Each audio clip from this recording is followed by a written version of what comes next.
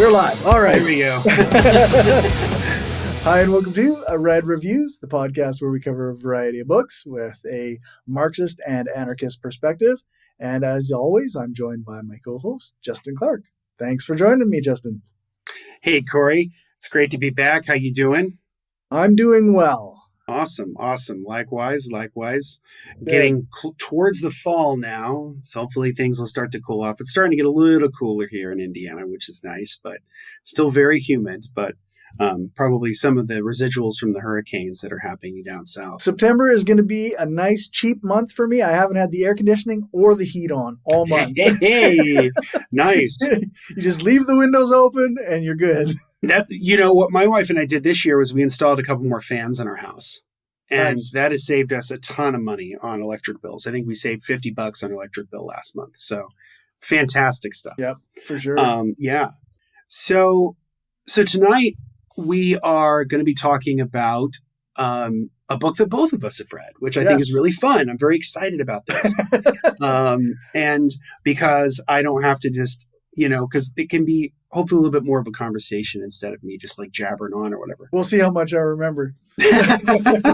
So to kind of set up what we're going to talk about tonight, it really does feel like we live in a world that's kind of bifurcated between people who, sort of live in the fact-based community, as Karl Rove called it years and years ago. Yeah. And people who believe in insane stuff, and like how the line between how we end up in one place and how we end up in the other is actually a lot thinner than people think. Right. And I mean, Corey, you know this better than most, in that you followed like the QAnon stuff, and you've kind of kept up with some of that, and obviously the crazy stuff with in Canada, at least, of the lady who proclaimed herself the Queen of Canada. The Queen of Canada, yeah. I can't remember her name, but I can't remember her name either. And then obviously like the infamous trucker convoy, which happened, I think, a couple years ago. So it really does feel like there's this real world, and then there's like this like shadow world, or as our author we're talking about tonight calls it, the mirror world. Right. And so I think to unpack that sort of sense of tension and unease that we feel, I think this is the perfect book to do it. So tonight we're going to be talking about Doppelganger, A Trip into the Mirror World by Naomi Klein. There we go. That's a little better. There we go. It's that glossy cover. That glossy cover, yeah. It's a very cool looking cover too. For sure. So I believe this is our first time covering Naomi Klein on the show. Yeah, no, I think... Oh, no, we covered the Green New Deal book on... We did, yes. We talked about her other book, On Fire. That's right, yes. Yeah. We talked about a Green New Deal book. So I think Naomi Klein is someone who probably doesn't need much of an introduction, but I'll do a little one anyway. So author, activist, probably one of the most high-profile figures of the left, and a Canadian. Yep. So there you go. Who I think divides her time between Canada and the United States, or I think she lives full time in Canada now. But yeah, so she's very famous for some of her classic works like No Logo, which was her first book, and was a very interesting expose into the way that brands, and particular corporate branding, has shaped our lives. She's also the author of the classic book, The Shock Doctrine, which talks about how moments of crisis are often used by the capitalist class to institute horrific... Whoops. The Shock Doctrine. So a book that covers how moments of crisis are often used by the ruling class to push anti-worker, anti-humanistic policies, which I think are especially relevant, given the last few years, especially with like COVID and so on. But in that book, she talks about like the economic liberalization of Russia, or lack thereof. She talks about Hurricane Katrina and different things. And for the last, I think, many years, she's been a big activist, arguing for environmental reform and how we change the environment. Big proponent of the Green New Deal. Yeah. And so she covers pretty serious topics. And so what prompted her to write this book, which is, I think, interesting, what prompted her to write this book was that she often got, and probably to this day still gets, confused with another writer whose name is also Naomi. In the book, she refers to her as Other Naomi, who is also somebody who's kind of like, who goes against the grain, who, although like this other person goes against the grain in name only. I mean, ultimately the other person kind of serves power, but it kind of has this like anti-establishment edge to it, but it's not really. And that's Naomi Wolf. Yeah. So I've known about Naomi Wolf for a long time. So like, I think I read one of her books when I was in high school or some shit. Back before she went completely and utterly batshit. But Naomi Wolf was somebody who kind of came up in the 1990s, wrote a book called The Beauty Myth, sort of arguing for this sort of like middle-class white feminism. And over time, wrote a variety of other different books. And one book that was so panned because the research was so bad, the publisher pulled it and even pulped it. Yeah. So you can look into that a little bit more. And for the last 5 or 6 years, she went from being this sort of like darling of sort of like the liberal elite. She worked on the Al Gore campaign in 2000, like all this kind of stuff, to being like a rabid, like conspiracy theorist who hangs out with Steve Bannon and is like an anti-vaxxer and believes in all kinds of psycho stuff. And so Naomi Klein sort of refers to her as her doppelganger. So that's kind of the premise of the book. And then it kind of gets into the broader part of it. What I really liked about this book was how personal it was. It's probably the closest we've gotten in her books to memoir in terms of like talking about her life and who she is. There's lots of personal details, like about how she didn't like the name Naomi when she was young, and there's a variety of stories about her life, like her actual life when she's living it, like even canvassing for her husband who is a politician and like stuff like who's that. Who's like a filmmaker, and his name just so happens to be the name of like Naomi Wolf's former partner. Like it's like all kinds of very weird stuff. How close it gets. She is the mom of an autistic son or an autistic child. I think I'm not exactly sure if I think it's a boy. Who she refers to as T. She kind of has him be more like, anonymous, which I think is good for kids. Yeah, I think that's the right thing to do.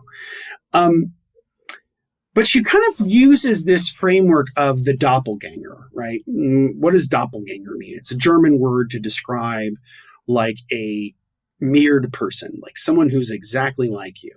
Yeah. I've had many experiences in my life where people have gone up to me thinking I was somebody else. Oh, really? Yeah. They say, oh, you look just like my roommate in college, or, oh, you look like my friend's older brother, or, oh, you look like that. I've had that happen to me a lot. It's very weird. I don't know why. You got one of those faces. But in those moments, it's kind of unnerving because you're like, no, I'm not. I'm me, right? Because we have such an emotional and personal attachment to our sense of identity. Yeah. That doppelgangers sort of upend our sense of self, of sort of self-knowledge or self-understanding. And in doing so, they actually make us think more deeply about who we actually are and what we actually reflect.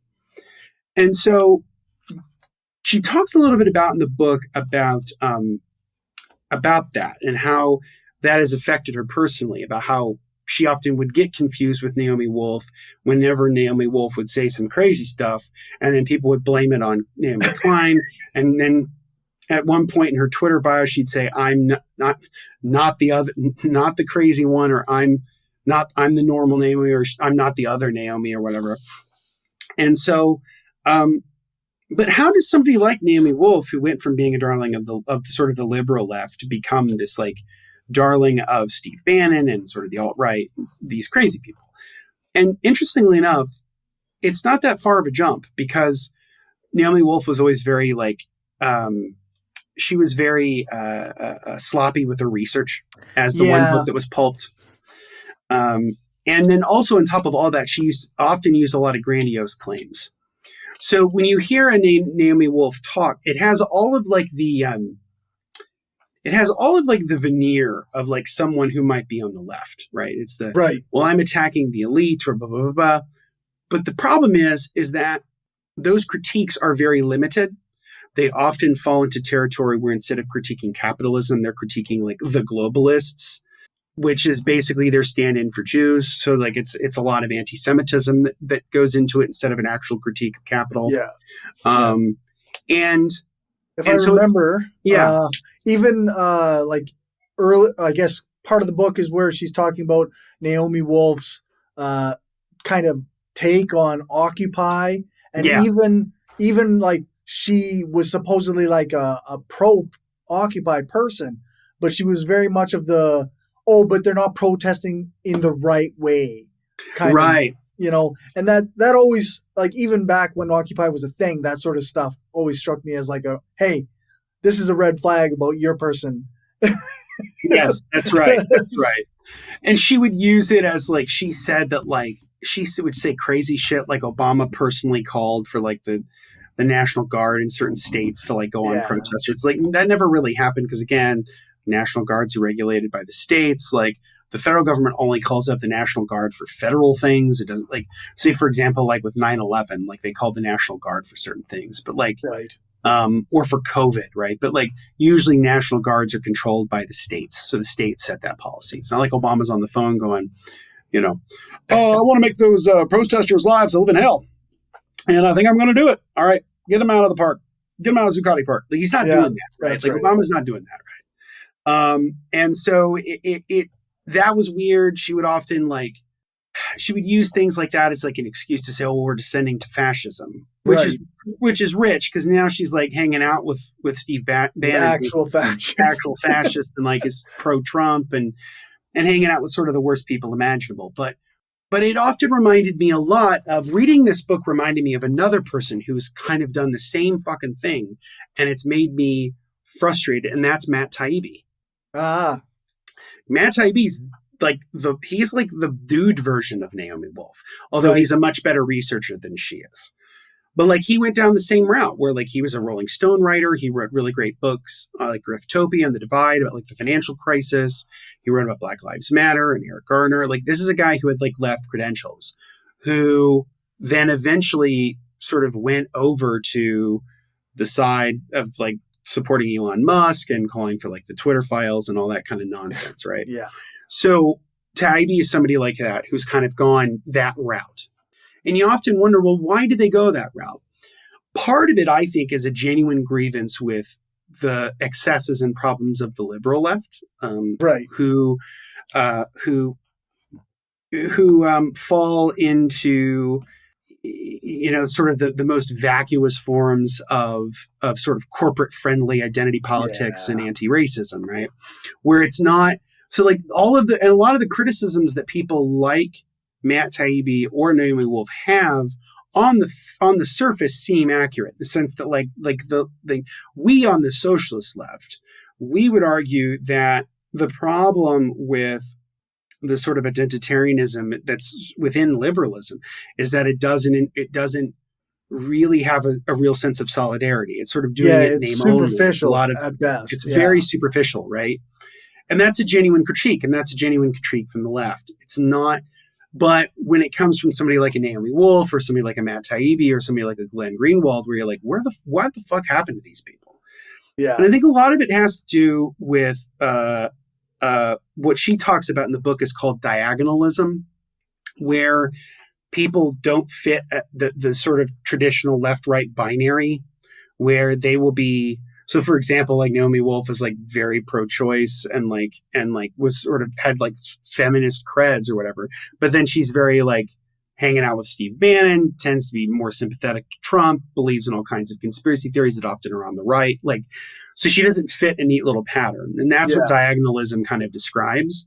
Right. And I think that Greenwald or Taibbi or others sort of fit into that paradigm where they don't, you know, so diagonalism, or as I also like to call it, the Joe Rogification of politics, where, you know, his influence is immense, right? So he's like the example of diagonalism, where it's like, that's right. He'll fucking like smoke pot and seems like socially fairly liberal, but then he's like very aggressive in other attitudes. He's got a lot of liberal cred, I guess. Yes. But then he like has Nazis on his show and he's talking to conservatives all the time and like propping up what they say. Exactly, right. And so I think that's a huge issue, and so does Klein. And I think what sort of motivated Naomi Wolf, her other Naomi, her doppelganger, to do a lot of this, part of it's money. I mean, part of it's just a straight up grift, right? I mean, there's a section in the book where she talks about how there's like a cottage industry of people who were supposedly on the left or liberal who then become right wingers, right? That's Dave which Rubin, we've right? talked about lots. Yeah. I mean, we've done that. We've talked about Dave Rubin. We've talked about others who have done that kind of shit, right? Yeah. Same. You build even a small audience as a leftist, and then you go, I'm leaving the left. And then they all the right jumps on board and they love you and they adore you. And you pull like a Ronald Reagan where it's like where he used just to a couple more 100 followers and that's what I'm doing. Right. Right. So it's like, this is what Ronald Reagan used to say about the Democratic Party, because he was a lifelong Democrat until he became Republican in the 1940s or 50s. He said, I didn't leave the Democratic Party. The Democratic Party left me. Like, it's this kind of shit, right? And so Wolf does that kind of stuff. But in doing so, she is sort of becoming an avatar for a very dark, noxious form of politics, which is ultimately geared towards leaving most of the body politic stupider, more ignorant, more fearful, and more anti-humanistic, ultimately. Yeah. And so I think that's the broader, problem with somebody like Wolf doing this. Part of it's money, part of it's attention, right? Like, we think about social media in the way that it's built upon the attention economy. You often get attention on social media platforms by saying the most insane stuff imaginable. Yeah. Right. Because it's either people will believe you and sort of elevate it because they believe in you, or they'll vehemently disagree with you and call you a piece of shit or an asshole on Twitter or whatever. Yeah. And that sort of elevates the engagement. Right. So Wolf is very good at doing that kind of engagement form of sort of political activism, for lack of a better word. Hell, her own website's called Daily Clout. I mean, it's like, it's right there. Like, yeah, no shit. And so I think it really does open up a conversation about, and this is something I wish that Naomi Klein had taken more time in the book to go into, is the way in which these social media companies are built, the way that they control, sort of the way that things become more prevalent than others via algorithms. And she gets into some of that, right? Yeah. But it's not a lot. And I was hoping for a little bit more. But when she does get into it, it's very good. I mean, this book covers a ton of stuff. Like, she's kind of all over the place, but then it all kind of connects where, at some point she'll be talking about like the Bible. And then she has a lot of sections are devoted to Philip Roth, the novelist. And then she has other stuff where she's talking about, like Naomi Wolf, or she's talking about other stuff.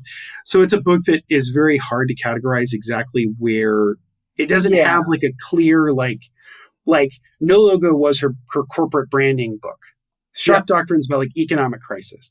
Yeah. This Changes Everything is about climate change. Like, they're very specific. This book is a little bit different. Yeah. And the book actually kind of starts with a lot of rhetorical like throat clearing, where she's like, I didn't want to write this book. I felt compelled to. There were many, there were protests I didn't attend. There were articles I didn't write. There were things I didn't do because I worked in this book. Mm-hmm. So she seriously cared about it. But at the same time, I feel like she's come up with something that's both very personal and also very political, which I think it ultimately makes it a very good book and one that's very easily readable. Yeah, no, it was, I listened to the audiobook, but I never stopped listening to the audiobook to go do something else, right? Like, I just listened to it and that was that. It's a very well-written book. Obviously, I love the way Naomi Klein writes. Yes, me too. So that always helps. But yeah, like, it also, like you say, like, I'm not sure I understood the point, like maybe because there's that, it kind of gets around to talking about how we deal with doppelgangers in the world. Yeah. And we do kind of, we have to deal with the fact that we live in this, separated world. But I'm not sure that I understood any solution, or maybe she didn't have one. I don't know. Yeah, no, I think that's a good question. So she has like different terms that she uses in the book. So you have like the mirror world, right? So Right. she talks about how people sort of live in, there are some people, like I mentioned earlier, who sort of live in the, the fact oriented community, people who tend to still believe in the value of like social truths, that they're things that we collectively understand and work on together, right? Yeah. And then there's the mirror world, which sort of undoes any of that. It's a world that's sort of hyper toxic, focused on attention and the attention economy, hyper individualistic, and is sort of rejects common knowledge. So Right. these are the people who who believe in like chemtrails, or that 9/11 was an inside job, or that the earth is flat. Like, they are all components of the mirror world. Right. And I think the solution to that is one that, I think this is a book, I think, that comes up with more questions than it does answers, in the sense that maybe she doesn't have a clear way of combating the mirror world, other Yeah. than creating a politics that's based around a shared notion of reality and a shared notion of solidarity, Right. that we work together. So, good example of this is, she talks about, in part of the book, she talks about the other trucker convoy. So Yeah. in Yeah. Canada, there was something. Was it 2 years ago, Corey? Was the Chud Yeah. one? Something like Something that. like that. So 2 years ago, there was something called the Trucker Envoy, and it was this huge, massive protest done by truckers to protest COVID rules and COVID guidelines. I think it was basically that they had to have a proof of vaccination to have a job or something like Yeah, that. supposedly, because it was all truckers, supposedly, and trucking companies, because they had, in order to truck down goods into the U.S., they had to have a vaccine passport, quote unquote. Okay. Okay. So, and it was the vaccine passport and like having it connected to an app, and this made people freak out, Yes, despite the fact that most Canadian truckers were totally fine with it. that's right. Yeah. Most truckers and trumping companies were absolutely fine with it. They didn't see a problem with it at all. It was this very small fringe who then created these protests that got so bad that, like, didn't Trudeau end up like calling your guys' version of the National Guard on them, like, or something Yeah, like that? and he actually, I guess he sort of declared like almost a martial law, like Yeah. Okay. he like shut down the city, and he went after their finances, like he went through what might be considered extra judicial means to Mm-hmm. get at these truckers. And we can certainly criticize that, right? Like, it's the Yeah. same with the way in which the U.S. government has currently gone after protesters for the genocide Gaza. It's kind of the same thing, where Yeah. Yeah. they're sort of using these sort of extrajudicial means or extra legal means to pursue a policy, and we can certainly critique that. Yeah. But that doesn't excuse the fact that the trucker convoy was built on an attitude of, one, insane beliefs about Yeah. COVID and Yeah. COVID vaccinations that had no basis in reality. Two, a politics of non-solidarity, where it's more about Yeah. I want to do what I want. I don't That's care right. about anybody else, right? And Yeah. that's a very key component of the mirror world, to Naomi Klein, is this hyper individualism of like, Yeah. screw you, I'm good, I'm healthy, it's like, that's why there's a It's very, yeah. the Venn diagram between like wellness influencers and Right. like alt-right MAGA people. Like, they're not always one and the same, but It's they like overlap. fully built on selfishness. It's built on selfishness and essentially kind of a form of eugenics, where they sort of think that certain people aren't worthy of life and others are. And they think that, people who maybe don't necessarily have the healthiest lifestyle or live exactly like them deserve to die. And that's, I Right. mean, there are people that she quotes in the book of people who were like a fitness influencer who said like, yeah, I think certain people should Right. deserve to die. Yeah. And so Just disgusting shit. it's too. disgusting shit, right? Yeah. But in the book, she talks about the other trucker convoy, the one that happened before, which was built upon a politics of care and solidarity and shared reality. Yeah. So in Canada, much like in the United States, in order for us as settler colonial nations to exist, we had to perpetuate a program of not just physical extermination, but cultural extermination of the native peoples. In the United States, they're often just called Native Americans. In Canada, they're called First Nations, right? Yeah, First Nations or Indigenous peoples. Indigenous peoples. Same in the U.S. and with Indigenous peoples anyway. And there were a series of schools in Canada. There have also been a lot of them in the United States as well. A lot of them were run by the Catholic Church. Yeah, that would strip and rip Native American children from Indigenous peoples from their communities, their homes, their tribes, and put them into these schools to Christianize them, to essentially make them white. Yeah, to quote the first Prime Minister of Canada, Sir John A. Macdonald, the goal was to kill the Indian to save the man. Yes, that's right. And that's in the book too. And so and this has been happening as well in the U.S. This happened a lot in the U.S. as well. And there have been a lot of investigations over the last few years of mass unmarked graves of children at these Indigenous schools. And these investigations have also happened in the U.S. A lot of them were spearheaded by our current Interior Secretary, Deb Haaland, who was the first Native American to the first Native American woman to have a cabinet post. The first Native American, period, to ever have a cabinet post actually goes back to the Grant administration in the 1860s. But Eli Parker, who was a Native American, who fought with Grant during the Civil War, who was the first Native American ever appointed to the cabinet post. But Deb Haaland's the first Native American woman ever to be appointed to the cabinet. And tons of unmarked graves, tons of children who died in the care, very big scare quotes there, of these schools, right? So it was a form of erasure, not just culturally, but physically, in that physically, some of these kids died. Some of them were sort of victims of malnutrition, they were victims of violence, they were victims of disease, so forth. Yeah. The original trucker convoy, the first one that happened in Canada, was a trucker who learned about all of this as part of the Truth and Reconciliation process that's happening in Canada, which is a lot more forward thinking than it is in the US in many ways. But he wanted to do something about it. So he started traveling around Canada, and during maybe the early years of COVID, he would stop by these communities who had been horribly, horribly impacted by the cultural and physical violence that these young children faced. And you'd go to these towns and meet people and talk to people and sort of, get a sense of a shared healing and a shared grieving and a sense of solidarity. And almost no one knows about that trucker convoy. Almost no one knows that one happened, right? And so that's what we would have in the real world, something that's based upon compassion and solidarity and kindness and truth and honesty and grappling with hard facts. Yeah. And the trucker convoy, the other one, which is the mirror world, which is based upon fantasies and wish fulfillment and hyper individualism and machismo, right?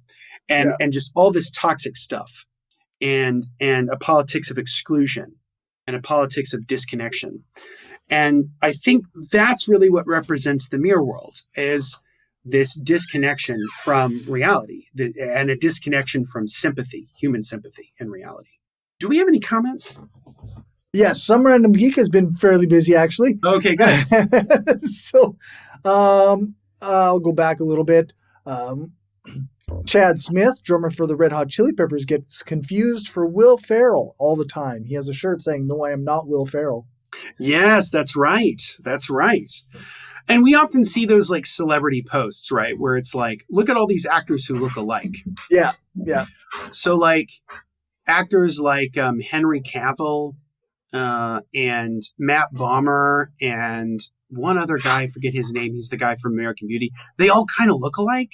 Right. And I think this gets to something, which is that in a politics of solidarity, it does not erase someone's individuality. It's not saying that you don't get to be your own person. If anything, it says that you get to fulfill who you want to be in all of those manifestations in conjunction with caring about others. It also recognizes that we as humans, we all do kind of look alike. We're not that different, you know? That's right. That we're not that special. And I think that's something that's a good lesson to teach. I think that's a very good lesson. I think it's a very humanizing and humbling thing to teach people, which is that you're not special. Yeah. Like you're all who you are, but you're also part of us, right? Right. I heard it described this way. One of the problems that happened was this idea that all people, we shouldn't teach this idea that all people are special, because that I think institutes sort of like a sense of narcissism and self-absorption that I think is a huge problem. What we should teach is that everyone is important. Right. And that's how I heard it framed years ago. I think when I heard an interview once with someone where they said, don't teach kids that they're special, teach kids that they're important, that they matter. Well, especially in a society where we have established that special people are on television and they do these things that you can't do. And so now we've told you that you're special, but so either you end up like that or you're a failure. Exactly. Which is why one of the professions that a lot of young people in the US want to do is influencer or YouTuber. Yeah, that's right. Yeah. So some random geek also said, isn't the National Guard called by the federal government in Washington, D.C. because D.C. isn't a state? Yeah, generally. So like you have, yes, you're absolutely right. And I misspoke earlier. What I meant to say was the reserves.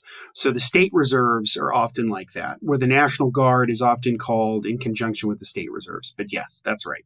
Okay. So the federal government can call the National Guard for specific things, but a lot of times it's done in conjunction with the governors of states. But yeah, that's a good point. Okay. So if you ask me, what are some of the problems with the liberal left? First of all, is the fact that they are liberal. Yes, right. So they have a limit. They have a limitation of vision, and they are very committed to. They're very committed to sort of. And maybe this is my own vulgar Marxism showing, but like basically, like, yes, it's important to take on patriarchy. Yes, it's important to take on white supremacy. But what are all of those symptoms of? They're all symptoms of capitalism. And often I find in the liberal left vision, and this is not just me speaking, I'm thinking about Ben Burgess's excellent and very thoughtful review of this book that he wrote recently, where, it's almost like capitalism's treated like an afterthought, where it should actually be the front-loaded thing that we all talk about that causes all these other things. Right. But the problem is when you say those kinds of things, you get called a class reductionist and whatever. But there is a very big difference between the way that we on the socialist left, and the way that the liberal left handle issues of race or gender or sexuality. We handle them differently because we foreground capitalism in a way that they do not. They tend to sort of like, well, it can be reformed, or we can make it more humane, or blah blah blah. It's like, no. Right. All of these things are components of what make capitalism horrible and why capitalism should be abolished and replaced with socialism. That's like the goal is creating a sense of solidarity with other people. And this is the problem with the political movement known as left populism, which is, which was articulated by scholars like Chantal Mouffe and Ernestine Laclau, right? Where it's this idea of, shared, I think it's like, shared spheres of recognition or whatever. And it's like the problem with their left populist like critique is it ultimately just kind of falls into a liberal mindset, which is like that racism is like this amorphous thing that we can't solve, or that patriarchy is like this amorphous thing that is just like deeply ingrained in humans and we can't solve it. It's like, no, these are problems of capitalism. And if you solve a lot of the problems of capitalism, you can actually start tackling a lot of these other issues too. Yeah. So I think that's what we should do on the socialist left. Is I'm not saying to discount any of those things, and I'm not saying like we only care about class. Right. But class matters. Like, it really does matter, right? That's because at the end of the day, people who are in the ruling class will side with their class interests, right? Yeah. That's why, like, my go-to example is like that's why like Beyonce can talk about who run the world girls, but then she'll do like, but then she'll go to like Dubai and shit and do concerts, right? It's it's that, we love everybody, but let's do concerts in apartheid Israel, right? FD Signifier likes to talk about Killer Mike from Run the Jewels. Oh, yeah. And his bank that he started. Yeah, right. I think another glaring example is Sean King. Yeah, I think Sean King is a representative of this, although, right? I've heard quite a bit of talk about Sean King being a grifter in like every sense, in black pretty communities much as well. So yes, I mean there are even debates upon whether he's actually black or not, which I'm not getting into that. I'm not getting into that either. That's I not will something. say that Black Twitter has made up very funny nicknames for him, including W.E.B. DeBlanc and Madam C.J. Chalker, which I thought were amazing and hilarious. But again, I'll leave that at that. Yeah, it's not my place to say anything about that. That's not my place to. And the thing is, it's actually kind of a moot point, because the broader point is that my biggest critique of Sean King has always been that he often, and I haven't really followed his work in a number of years, but at least when I was, he sort of proffered what I would call trauma porn, where he was constantly posting all these horrific videos of things. And I was like, this is not good. This is not healthy to do, and to whip people up all the time about this stuff. This is not the healthy way to inspire dialogue. But yeah, I mean, it's, what is it? The black faces in high places, right? It's just because people who are minorities end up in positions of power does not mean they're going to upend those power structures, because by the time they get that high, their class interest trumps everything else. That's how you have gay Republicans, right? Because they care more about their money. Yeah. It's so I think that's really important, is foregrounding the class struggle, foregrounding capitalism, which we should do. I think left liberalism fails when it sort of puts those in the background as one of many problems rather than the big one.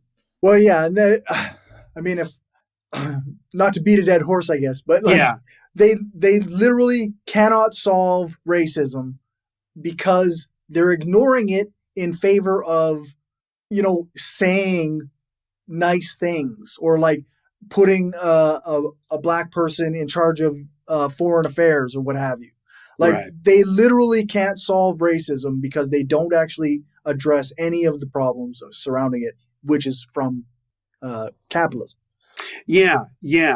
I think that's absolutely right. That they're very willing to put people in positions of power and then say, see, we've had progress. And you can, I guess, call it a form of progress, but it's very limited. It's not, I mean, not to give too much credit to movies or whatever, but I think a lot of movies and television have pointed out through their stories that even a rich black man, when he's faced with police, will still be just considered a black man.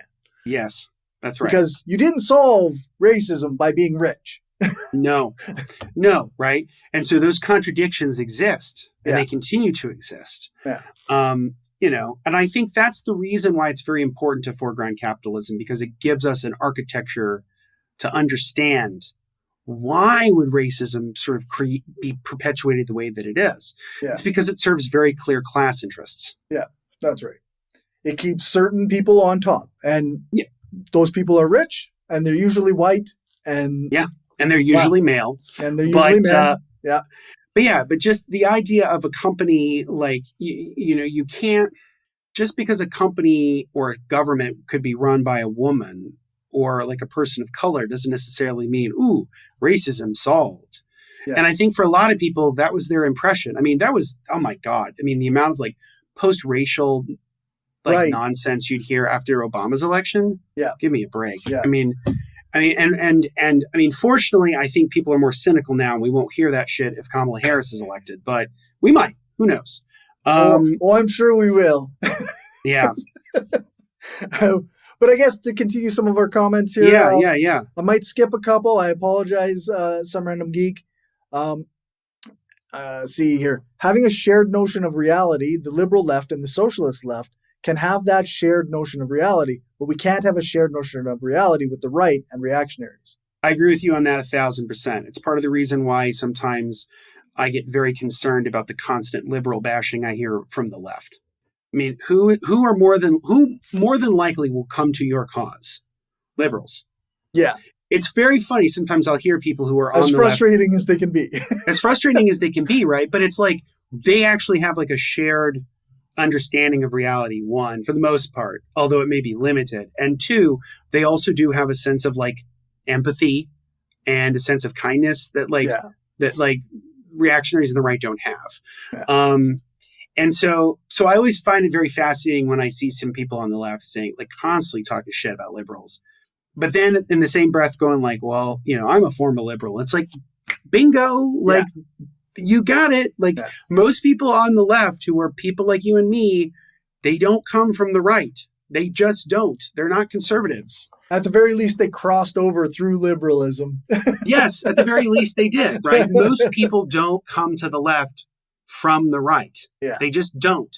That's not how it works. Usually it's the other way around. And again, that goes to the whole class interest thing. Yeah. Yeah. Let's see here. So we know Some Random Geek is here. Also, It Had to Be Said is here listening. Thank you so much. Belkin999 is listening. Hello. Thank you for being here. And Susan is here. Well, hello, Susan. Thank you. So then I'm going to scroll down a little bit. Okay. Regarding, we were talking about telling kids they're special. Belkin999 said, it's like how it's better to tell a kid they're a hard worker instead of telling them they're smart. Yes. I agree with that 1,000%. What I find very funny is they always give people like my generation or even a little older crap for the whole like participation trophy thing. But it's like, we didn't want those. Our parents did. I didn't want them. I hated them. I hated getting them because they were nothing but pity.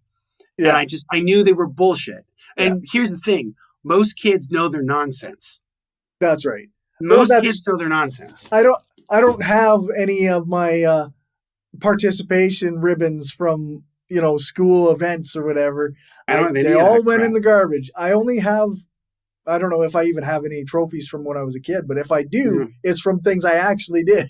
Yes. The only like things that I have that are awards are things that I actually won. And I think, and it's not to say that like, because I'm not a particularly competitive person. Right. But I feel very strongly that you need to teach a child that every person is important. Yeah. Every person provides value and every person is loved. I think if you can say those things, it's a framework of care and solidarity, empathy, rather than the you're special, you're smart, blah, blah, blah, blah. Like that's bad. Don't do that to kids, because then you will end up having a generation of mostly selfish assholes. Yeah. It's just not good. It's really not good. I think one of the other things they need to do is end the quote unquote gifted and talented program, of which I was a part of in school, where they would put all the smart kids in one class, which I thought was a really stupid fucking idea. Because first off, in life, you're not always going to be around all the smart people all the time, or people like you, right? Yeah. And no matter how smart you are, there's stuff that we're all dumb about. Like that's right. I can't do math beyond like basic, I don't know, 8th grade algebra, right? I know. I know guys who can't write very well at all and make spelling errors all over the place, but they can rebuild an engine and they can rebuild a motor and they can do, or a pump, in ways that, that I just don't, like regular academics that I know can't. No. Yeah. I mean, and I think those are all important. That's what I mean. Like if we're going to build that world, right, where we want to get rid of hierarchies, where we want to get rid of unnecessary, unjustified power, where we want to build that world of solidarity and socialism, like you have to realize you're going to be around people who are not like you. And the problem with something like a gifted and talented program is it puts all the same people who are all in the same room. I remember when I was in high school, I made the very explicit decision I didn't want to do that anymore. So I didn't take any AP classes in high school. I was in classes with everybody else, and I loved it because it helped me realize that there are people who are different than me, who may not be like as like technically book smart as me or whatever, but have a lot lot of other talents. And I find all of that stuff a soft form of eugenics, and it's gross, and we should stop doing it. Because that's the thing. Everybody is talented at something. Yes. No two people have to be talented at the same things. Like, everybody knows something you don't. Yeah. Everybody. Yeah. So we've got lots of comments regarding this topic. Okay. Yeah. Susan says, "Oh God, I hated getting participation trophies. I didn't need them. I knew it was was shit at a lot of things I tried. I didn't need a reminder of it." Exactly. That's a great point, right? It's a reminder that you suck at something. That's what they are. Right. So stop giving them out to kids. Yeah, that's right. Regarding, yeah, every person deserves dignity and respect too. Yes, that's the kind of stuff. Everybody's important. Everybody has something everybody has something to contribute, and everybody deserves dignity and respect. Those are the kind of things we need to teach, because those are values of human connection and solidarity rather than selfishness. Yeah. Some random geek says, "My kid is an honor student. I have the bumper sticker to prove it and show off my child's accomplishment to make up for my failures." It's true. A lot of it is that, right? Yeah. It's the, and it's like, I just don't get the whole competitive sense. I'm not like that. So it's very hard for me to get that. Some random geek also said, "I'm glad I wasn't in the egghead classes, but that was because I had a speech thing and had dyslexia." Yeah, right. And I think that's the trouble that a lot of people run into. My sister has dyslexia too. She didn't know until she was an adult. So she went through all of school without anybody clearly saying, "Oh, your child has dyslexia. That's why they're having trouble in school." Because my sister's very, very smart. She works in the medical field. I would trust her with about anything in terms of, like, if I had like a random thing, like medical thing, I'd call her up and ask. She's very, very smart, but she has trouble with that because she's dyslexic. Yeah.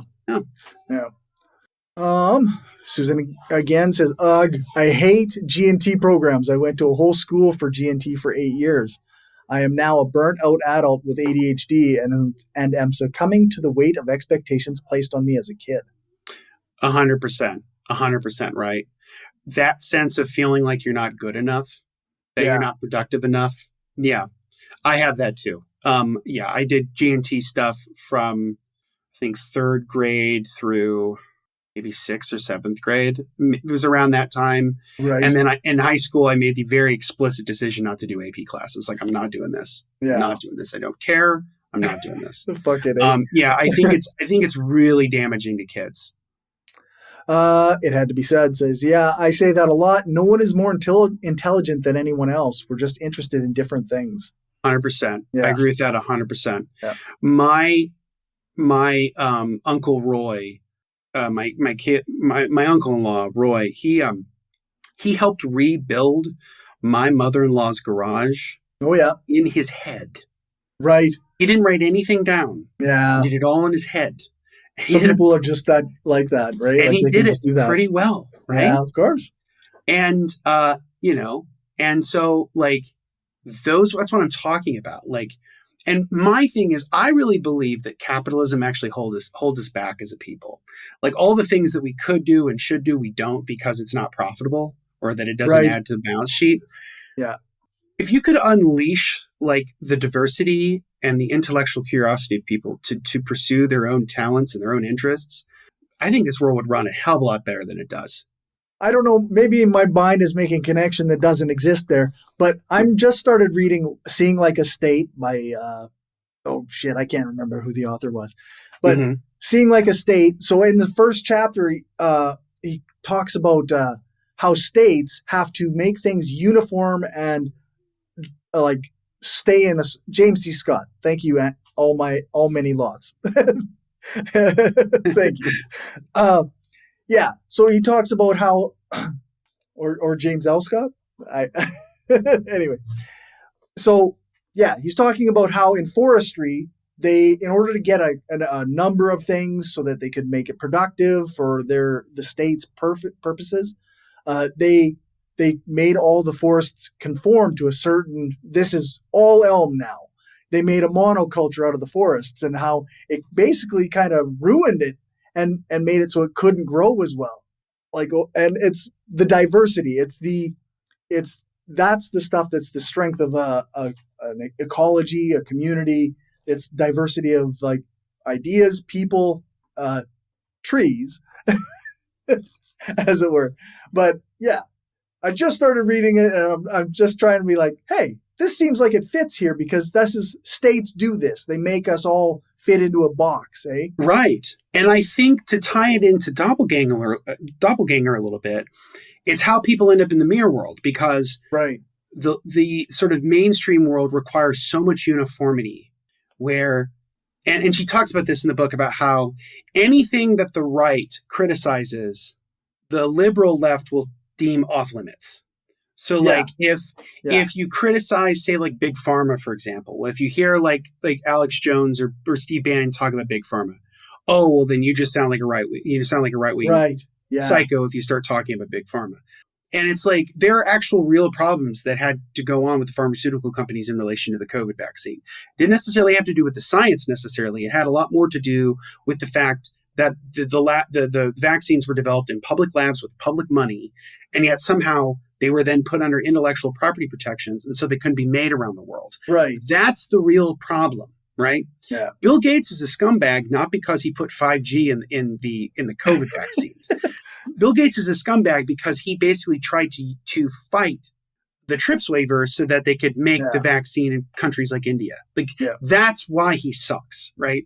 And so that's the problem with the mirror world, is it sort of poisons the well, where we're not allowed to talk about those things because the right does. Yeah. It's like, no, like we need to talk about how big tech sucks. Like break them up. Like that's right. Like Google and Facebook and all these, Amazon especially, all of them need to be broken up into other companies. It's really bad that they have all our private information. Like it's super fucking bad. and that's the thing that always drives me crazy with right wingers, is their obsession with like surveillance and stuff. And I get it. I understand that impulse, that sense of needing privacy. But the United States has instituted the single largest surveillance program in the history of the world. Like in terms of the way that these technology companies know us sometimes better than we know ourselves. Like those are real problems. But because the mirror world takes these real problems and then attaches them to crazy shit, that's really the problem that we run into. And so it's trying to claw back real concerns of whether it's big pharmaceutical companies or big tech companies or government or whatever, is taking those back and making those criticisms about real things and not insane things. Yeah, that's right. I'm anti-government too, just not the way you are. Bingo, right? Like it's the my favorite is, it's like, I'm not a big Joe Biden guy, and they're like, so MAGA, right? I'm like, fuck no. Like it's like, on what planet do you think? Like it's so crazy to me that like I'm very critical of the state as an institution, because it perpetuates capitalism. It exists to do that. That's its core function.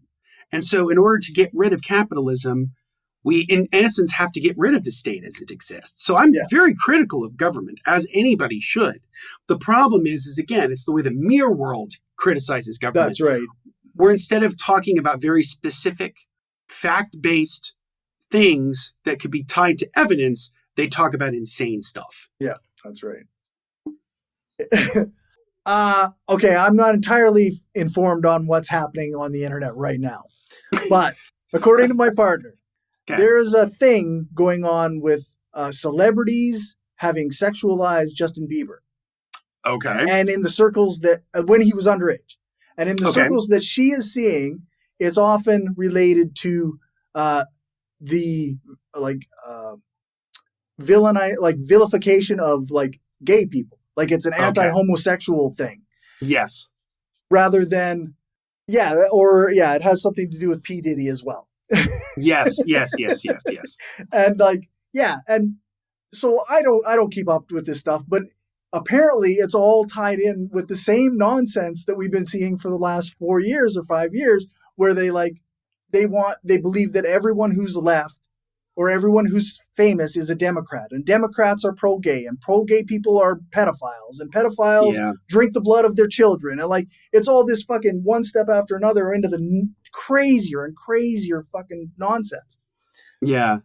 And I think that I agree with that 100%. And the other challenge, I think, is it goes back to thinking about that book you were mentioning, that Thinking Like a State, where that sense of uniformity, right? Yeah. Humans have I do think we have kind of an innate desire to rebel. I don't think that our natural desire is to conform. I think Right. if humans' natural inclination was to conform, you wouldn't need the state. Right. Yeah. I think it's our natural inclination to sort of, Be when ourselves. someone's be ourselves and to assert who we are and to Yep. challenge existing institutions. And all of that's a good thing. I think that's part of being human, right?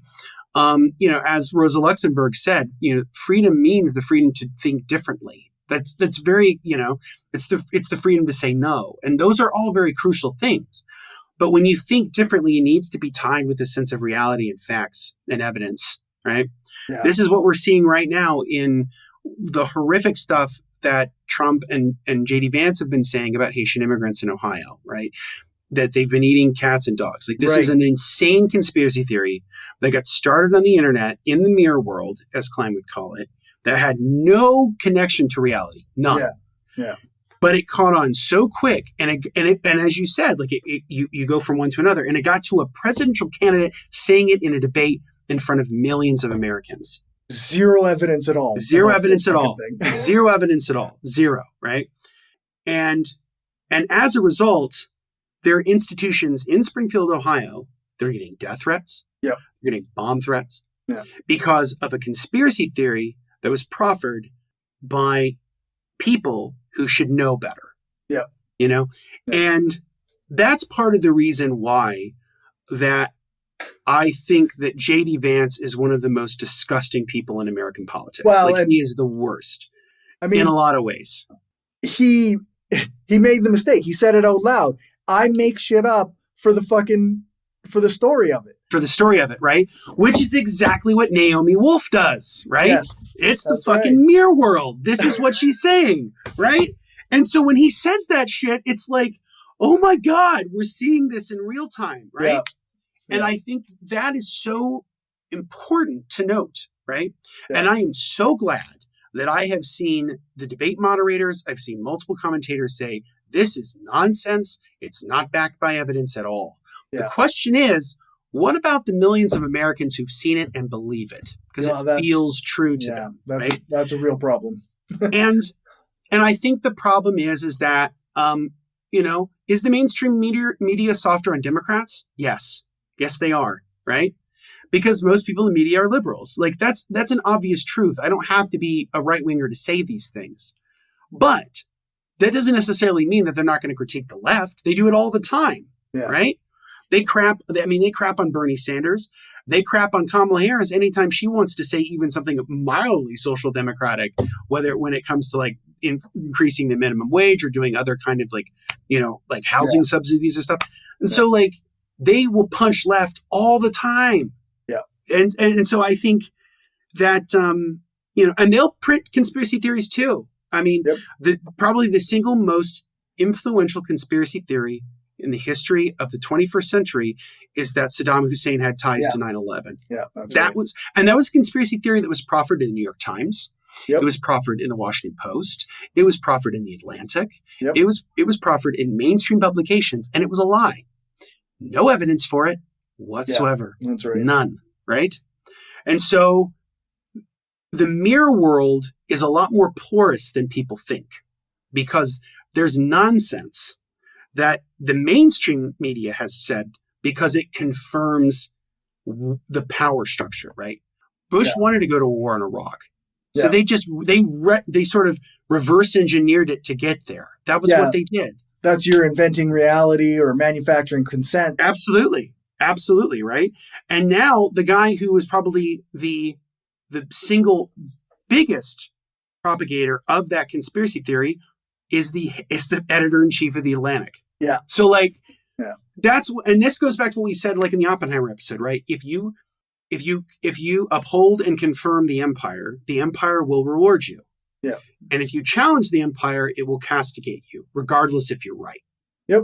And so I think that's very important for people to know. And that's all part of the mirror world. I mean, that's the nonsense, right? Yeah. But I think that for us to be better, we have to make sure that, I always say all the time, like, I could be wrong on stuff. I'm not perfect. Don't take everything I say as like gospel. Take it with a grain of salt, research for yourself. If I say something wrong and someone calls me out on it, like, by golly, I'll say thanks. like I'll redact or I'll do a retraction or I'll just say, yeah, I got that wrong. Like, I was wrong about that. And I think that's a healthy skepticism, right? Because like you should be skeptical of yourself a lot. Don't be so. I know we're riffing here a little bit too. A little bit, yeah.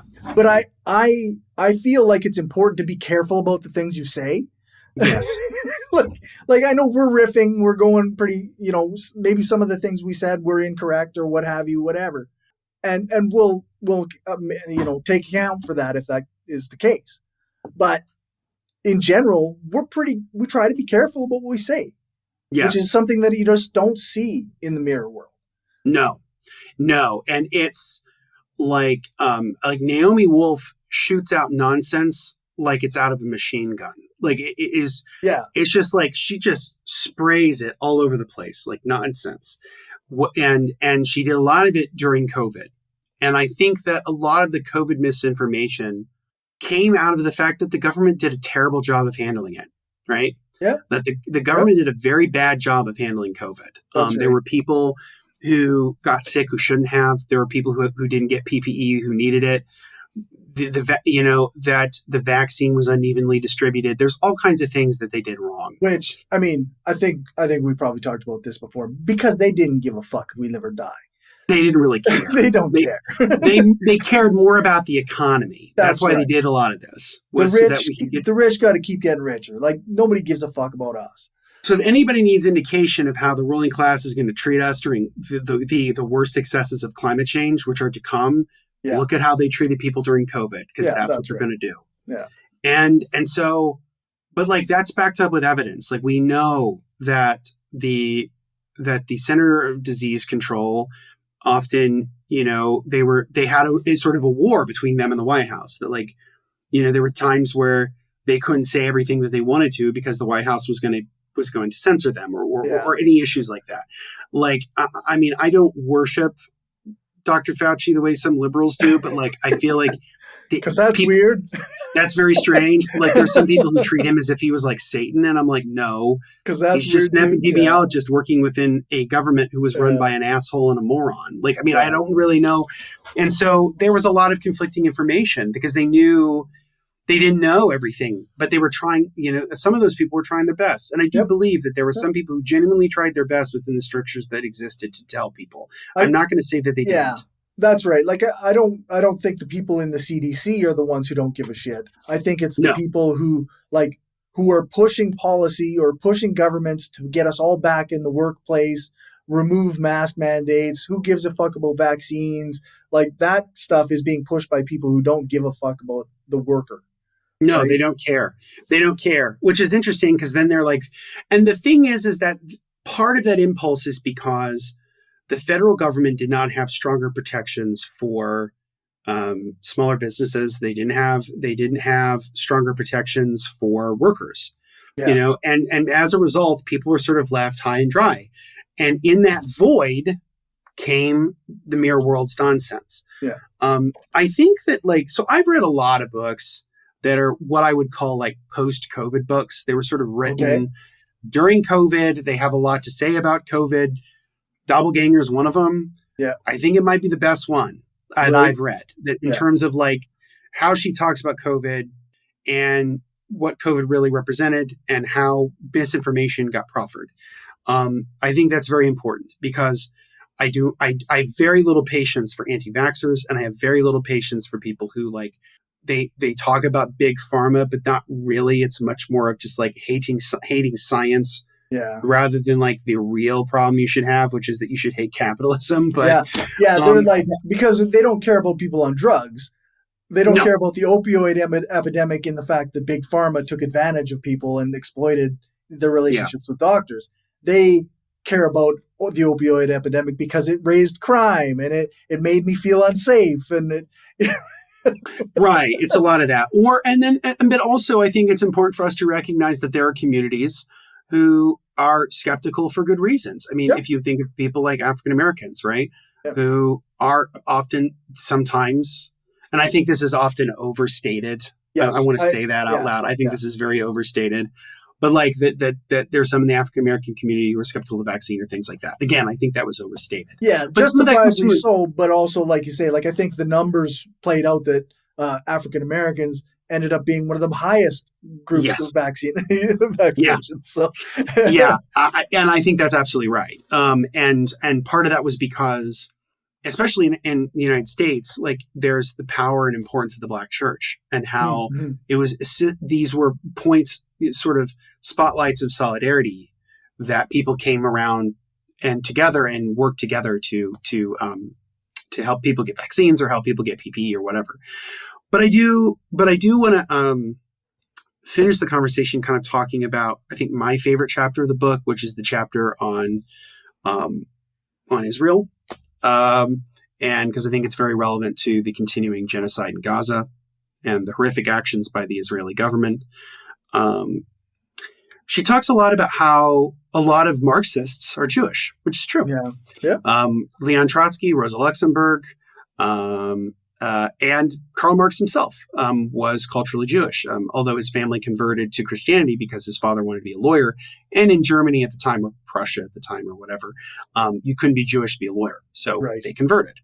So, and she has this great thing about how, one of the oldest conspiracy theories is anti-Semitism, and sort of like the nonsense of like the protocols of the elders of Zion and this made up document about how supposedly Jews run the world, like all this kind of really disgusting stuff, right?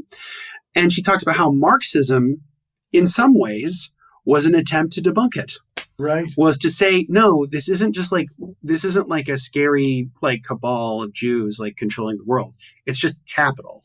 And so it's a systemization of how systems actually work so that we can combat the conspiracy theory and the conspiracy theories surrounding anti-Semitism. I never heard it framed that way before, and I loved that. I was like, this is great. Yeah. And she has the story of a particular author whose name I'm going to forget off the top of my head, but I think his first name was Abram. And he was someone who was killed during the Holocaust. But before he was killed during the Holocaust, he actually wrote a book, and it was a Marxist critique of the history of anti-Semitism. His name was Abram Leon. And again, he was also Jewish. And Leon wrote this sort of historical materialist analysis of anti-Semitism. And he's writing this while being imprisoned. It's very similar to Antonio Gramsci writing about writing his prison notebooks. And so, so I think like when it comes to someone like him, he was somebody who, right out kind of says, hey, anti-Semitism is a real problem. And it's one that's not going to be solved by not having a thorough critique and understanding of capitalism. And I think that's a really good way of framing it, because again, the way that anti-Semitism often works is it often works as a form of sort of the socialism of fools, which she quotes in the book. And it's a limitation on what can actually be understood. Yeah. And so I think when you kind of explore it in that regard, I think that's very, very accurate. The other thing that's interesting is that, pre-World War II, and in many ways even pre-World War I, there were many different strains of the left, of the Jewish left, that had many different interpretations of what they, at the time, they called the Jewish question. Like, how are the Jewish people going to thrive and survive in the world that we're in? Right. And so you had something like the Jewish Bund that was in Germany that argued for a politics of like here-ness, where it's like, we are here, we're going to fight for our rights as Jewish people here. You had those who were sort of diasporic Jews who believed that they could move to other parts of the world, like the United States or whatever, to sort of flee anti-Semitism. There were those who were sort of more orthodox Marxists like Leon Trotsky and Rosa Luxemburg, who argued for the sort of classical Marxist religion as the opiate of the masses. As we develop, communism, religion will play less of a role. And so I'm not going to foreground my Jewishness I'm going to foreground my class interests, that kind of thing. And the last one of all of those different currents was Zionism. And unfortunately, Zionism was the one that won out. And it won out for a variety of reasons. It won out because of the fact that so many members of the Jewish Marxist left were killed. As I mentioned, Abraham Leon died in the Holocaust. Right. Rosa Luxemburg was murdered in 1919. Yeah. Leon Trotsky was murdered in 1940 by a Stalinist agent. Yeah. And so many of them did not survive. And so all of those different perspectives died out. And you have the lack of a vibrant debate mixed with the Holocaust. Yeah. It was sort of a foregone conclusion that Zionism would win. Yeah. And so she talks about how Israel is like the doppelganger state, where it is everything that you wish a state wasn't in terms of its oppression, the way it treats its Palestinians, right? The way it treats the Palestinian people, the way that it treats their genuine concerns and their grievances. And so I don't think it's much of a stretch from some wellness influencer going, I don't care if people die during COVID, to hardcore, Zionists saying, well, I don't care if Palestinians die because they're not really people to me. Yeah. And so that I think was a beautiful and moving chapter because Naomi Klein's Jewish herself. So is Naomi Wolf. That's often why they get confused. And it goes back to, I think, something we talked about way, way back when we did Edward Said's book, The Question of Palestine, which is that, solidarity should be with the Palestinians. I mean, it seems to me that the problem is not Jewishness. It's not being Jewish. That's not the problem. The problem is Zionism. And we need to decouple those two things because the coupling of them two and making them so inextricably linked, I think harms the cause of peace. I think it harms the cause of Palestinians. And ultimately, I think it harms the cause of the Jewish people. Because when you have a brutal state like Israel, who is indiscriminately killing people, including thousands of children, with really no sense of remorse, I think that it's an environment in which anti-Semitism will grow because people will automatically assume Jewishness is equated with Israel. Yeah. And I think that is one of the most horrific things that's happened. And I do think it's a form of that sort of mirror world, that sort of doppelganger world. Yeah. So I thought that chapter was my favorite. I thought it was deeply, deeply moving. For sure. Do we have any other comments? There was a conversation. Velka 999 meant. Well, I guess first we could say Zach is here. Hi, Zach. Thanks for being here. And then Velka 999 said, "COVID was the only instance that I wanted martial law to ensure it didn't spread. As a result of what happened, close to 2 million Americans die and still continue to die." Yes. COVID's not over. They also said, yeah, that's right. I'm very conflicted on that too, because it goes against my beliefs, but I want to preserve as many lives as possible. Right. And I think there were ways to do this that wouldn't have maybe even required that. Yeah. Part of the reason it got so bad was because we've lived under 5 decades of neoliberalism that hollowed out the state, that hollowed out social democratic protections, that social services were slashed and destroyed, right? So if you had a country that had a very vibrant social democratic state, I don't think COVID would have been that bad. I mean, I do think that it would have been bad, but it wouldn't have been as bad as it was because we would have had much stronger social protections. Yeah, I think there's plenty of states like around the world that had a better result than the United States did. Yes, they did. Right. And one of them, not to say that I'm pro-state by any stretch, but and better one of than them, the U.S. is easy. And one of them controversially was China. For a long time, China's zero COVID policy worked. It was better, but that came at a cost of a real limitation of people's ability to work and civil liberties, right? Which is why you did see some COVID protests in 2021 and 2022 in China criticizing the zero COVID policy. But I think the collective, the capitalist sort of collective response, which is just at some point, just let it rip, right? And I think that's going to be disastrous because, we don't know the full extent of long COVID. We don't know the full extent of how this is going to affect, kids who are out of school, That's right. And I think those are all genuinely good impulses. I think when people are saying like there are kids who are socially and intellectually stunted because of COVID, that's true. Yep. Like that's absolutely true. Yep. But I don't think that should encourage people to basically be like, I don't really care about COVID, let her rip, whatever, And so I think that, I think that there could have been ways to mitigate a lot of the harm of COVID by, having, part of it was also that the government couldn't make anything, right? So like, companies just couldn't be commandeered to make ventilators, or companies just couldn't switch.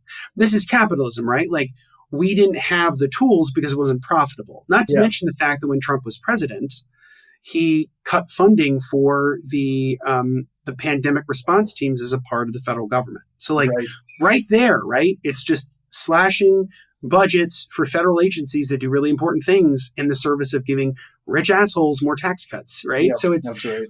So you're absolutely right. Like, I think there was a way to do this, but part of it's also an ethic, right? Like the reason you have to call in martial law is because we don't have an ethic of solidarity and community in the United States. Yep, that's and right. You'd have to force people to do this because they don't care about others. Yeah. Yeah. I've been saying, I said this many times over the years, but I genuinely, at the start of COVID, thought this was our chance to have, a solidarity with our fellow humans and just care about each other. And so we'll stay at home and we'll take turns and we'll like walk down the aisles one direction and it's fine because we all care about how we affect the people around us. But nope. No, we've trained ourselves out of solidarity. That's the thing. Yeah. And so, I mean, that's why, like, I always say, like, sort of neoliberal capitalism, capitalism in general, but especially the neoliberal turn over the last 4 or 5 decades, it just leaves a wave of destruction in its wake. Like, just whether it was the financial crisis and COVID, right? These have happened within a decade of each other or within 2 decades of each other, right? And so, these are just myriad crises that, and I'm with you. And so was Naomi Klein. She said the same thing. Like there was a moment there, very small window of time where I thought, well, by God, maybe we'll actually do this. Maybe this will be okay. Maybe this will be the moment, right? Yeah. This will be kind of like the moment in Star Trek where people realize how bad everything gets and we choose a different path. Yeah. It was one of those moments that could have offered us a different path. And unfortunately, it was a lost opportunity. And I don't know. Yeah. I mean, I'm kind of with Leo Panitch on this, one of the great Marxist scholars of the 20th century, who said, or it was either him or Moishe Postone, who said, it took us centuries to get out of this, and it's going to take us centuries to get out. But we may not have that time. Yeah, and that's I think, the crucial part. Yeah, that's the trouble. All right. So we're not doing another show, like a book, in 2 weeks. No, we're not. No, we are not. We are doing a live stream that friend of the show, Some Random Geek, has helped set up with some other guests. We're going to be streaming, talking about the upcoming U.S. election. Yes. Very, very excited. Welcome to, the dumpster fire election 2024 coverage, right? Actually, it's not as bad as 2016 was, but yeah, no, I think it'll be a very interesting conversation with a variety of different guests. We're going to be doing it 7 p.m. Eastern Standard Time. Yeah, we'll probably I think around that. Yeah, we'll get online the same time as we usually do. Probably about 7:30ish. Yeah, and we'll just kind of talk about the election. Talk about possible opportunities for the left, possible challenges. What would Trump's second term look like? What would a Kamala Harris presidency look like? I think we'll just kind of get into all of those things because it looks like it's going to be an extremely close election. Yeah. Though not as close as the Trump team would have liked. Right. I mean, if you had asked me a few months ago when Biden was still running, I would have said, oh, Trump's going to easily win this. Like it's a no-brainer, right? Yeah. I think that I'm not a big Joe Biden guy, but I think he actually did the United States a really big service by not running again. Yep. I think the writing was on the wall after that debate he did where he was completely horrible. And I think that And ultimately, I mean, the real answer is that the big money Democratic donors said, we're not going to give you any more money. And he said, okay, I'll get out. There was no other option. That was really, I mean, he is compliant to the last when it comes to the donor base. So he'll follow whatever they said. For sure. So, yeah. But yeah, that'll be really fun, I think. All right. So all that leaves is, where can people find you? So you can find me at justinclark.org. Right there is the website. You can find all the episodes of the podcast and additional writing that I've done over the years there. I'm working on a couple of 2 or 3 different things at the moment. I'm working on a article, which will be a speech that I'm going to be giving later in November about how we can humanize technology. So I'm going to talk a little bit about using a great book called The Revolution of Hope by Eric Fromm to kind of frame that discussion. We'll be doing that book on the show too in a few weeks. The other article that I'm working on is a retrospective on Green Day's American Idiot, which turned 20 years old on September 21st. I'm a huge Green Day fan. American Idiot is one of my favorite albums. It was a big part of my own political and social awakening as a young person. And so I'm going to sort of talk about the continued relevance and influence that I think American Idiot has. Nice. Right on. Well, I guess I've been doing a big push lately because all the prices of all the things that I'm using are going up. So if you could please become a patron, I really appreciate it. $1 a month or whatever is really good. It's patreon.com/skepticalleftist. I also wanted to say, make sure to check out the most recent interview episode with Lucretia McEvil. Very cool person, very awesome chat. And it had to be said, was here in the chat today. Make sure to check out their channel as well. That's a really good anarchist channel to watch. Awesome. I'll have to check that out myself. Yes, definitely become a patron. Corey's been working very, very hard on all these different episodes and interviews and discussions that he's been doing alongside some really good written work that he's done. So definitely check it out. Patreon.com/skeptical leftist. You'll get all the pre-games and post-games of our show alongside other stuff. That's right. All right. Thanks, everybody in the chat. And thank you to Justin for joining me. And have a good couple weeks, everybody. All right. We'll see you in 2 weeks. All right, folks. That's all for now. Thanks for watching or listening. Remember to share this show with your friends or on the social media site that you use the most. Thank you to everyone who supports this show on Patreon. I really appreciate it, and it helps me keep the power on. Thanks to my top patrons, Damian Marie at Hope, Some Random Geek, Justin Clark, Dan F. Smith, and Lisa Glass. And thank you to my new patrons. You can stay tuned for the list of patrons at the end to see your name listed. If you aren't a patron and want to contribute, you can do that at patreon.com/skepticalleftist, or you can send a one-time donation to buymeacoffee.com/skepticallefty. I also have a Substack where you can subscribe for free or you can donate per month. And lastly, you can get a paid subscription on Spotify that will give you the same access to bonus content and extra long episodes. If you can't contribute financially, then I would like on YouTube or a 5-star rating and a review on Apple Podcasts or one of the podcast review sites like Podchaser would be great. If you want to find more from me, then make sure to check out the show notes for links to all my stuff, or check out my link tree. It's linktr.ee/skepticalleftist. That's where you can find all of my social media spaces and communities. You can also email me at mindofaskepticalleftist@gmail.com. Thanks so much for listening or watching. Make sure to leave a comment on the video, join your local org, print off some posters or pamphlets, and spread the propaganda. Also, stick around for a clip from this episode's post-show chat.